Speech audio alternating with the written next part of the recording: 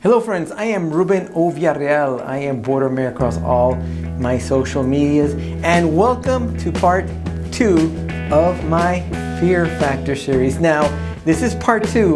Part 1, I did it some time back, and as I was looking over my first episode or my first part in this Fear Factor series, I realized one thing. I need to do a little bit of reviewing, so that's what I'm going to do before I get started with my Fear Factor series part 2. My review is quite simply late adapters. And what is a late adapter? Well, I am one, because what I specialize in for the most part is applications and tricks and tips for the late adapter. So the late adapter, what is it?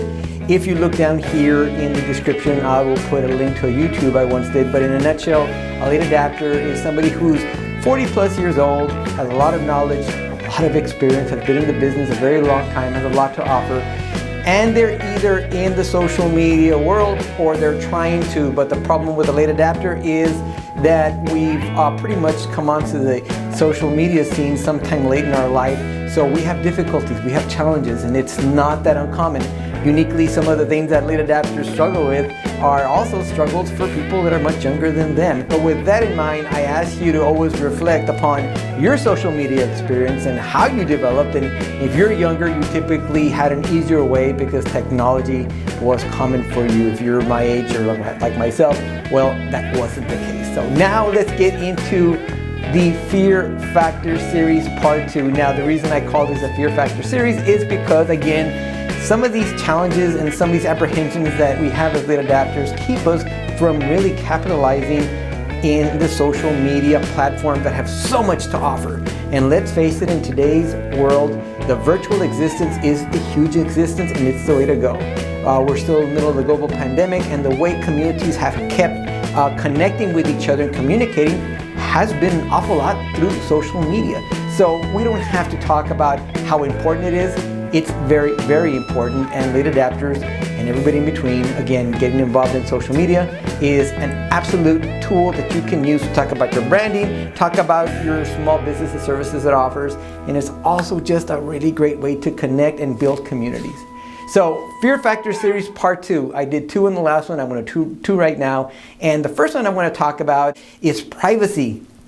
And by that, I simply mean that there's a notion among late adapters and other people that if they're on social media, people are going to know everything about their life.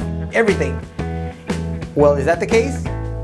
Yes and no. Let me tell you why first. Yes, they will know the part of your life that you share. And the no is that they will not know, or your social media followers will not know the part of your life you don't want to share. It's up to you. You create the social media environment with the subject matter and the things in your life that are important, that you feel are necessary. Now, keep in mind, the more that you share, the more connection you build. Because in social media, being genuine is golden. It's one of those things that everybody looks for. If you look at some social media pages and they're ad after ad after ad, you don't know who's writing them, you don't know who's behind them, you don't know who you're going to see when you walk into that office or when you're making that phone call. But if you share yourself and they have that connection to you before they will walk in your office or before they even pick up that phone to ask for your services, you're that much further ahead in the game. It is that simple. While privacy is something that's very precious and very important to us, what we make of it and how we share it on social media is of our engineering and our design. There are things you don't want to share, and again, that's up to you. You figure what you want to share, you figure what you don't want to share, but at the very end, the more vulnerable, if you will, the more you share, the more special moments that are encompassed into your social media platforms, the more connections and that trust will develop, which means more followers and most likely more people through your doors and more people asking for your services. So what's my second Fear Factor boogeyman? And it's overwhelm. And I'll just say it the way it sounds, overwhelmed. When we were training in different parts of the state of Texas and San Antonio in the Valley, they would actually use the word "we're overwhelmed" because the social media world offers all these different facets. There's so much to know and there's so much to understand. And really, honestly, nobody really understands everything. As skilled as I am at some parts, I'm not so skilled at other parts. Overwhelm is just a really, really great initiative, a really good opportunity for you to master a thing or two. Now, like I'm saying, you're never really going to catch up.